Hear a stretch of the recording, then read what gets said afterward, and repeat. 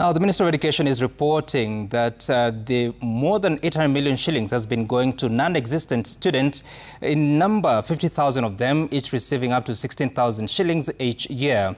Basic Education Principal Secretary Professor Julius Bitok says an ongoing audit has exposed inflated enrolment figures in secondary schools, pointing to a multi-billion shillings scam. Melita Oletenges reports.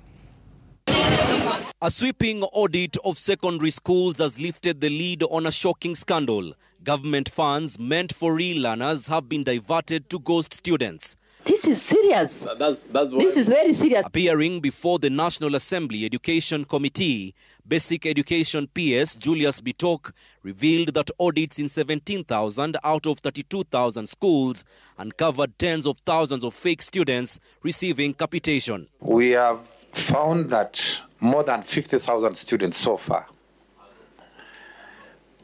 were not there before. So about 50,000 so far, and we're in the middle of the process, almost 50,000. So you can be sure we shall unearth many other things. The probe has linked some school principals to the fraud, with allegations they manipulated data to receive more money. MPs are now calling for government officials involved in fund disbursement to be held accountable. At the heart of the scandal lies a bigger question: why entire ghost schools created to loot funds? In the schools, verification of schools, have you found where capitation has gone to non-existent school up to now? We can't confidently say there's a ghost school. We can't say that. Thank you. But we can say the numbers have gone down, but in the next 1 week or so, we should have a very clear position if there were schools that are non-existent. The revelations point to billions of shillings lost, prompting MPs to question the oversight roles of senior education officials. If 50,000 schools, if 50,000 students, you have unearthed a discrepancy, what is the cost? What was the director of secondary education doing? What was the director of primary school education doing? And what was your capitating officer, who is next to you, the accountant, doing?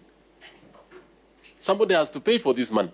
Meanwhile, concerns are also being raised about unfair distribution of infrastructure funds, with some schools receiving huge sums while others remain neglected. You go to schools like a school in Narok. You find children studying in Lenana High School. The children are doing their exams, they are studying outside, sitting in the sun, and yet there's a school in Kenya where 50 million is given when there's other schools that children are studying outside. Melita Oletenges, Citizen TV.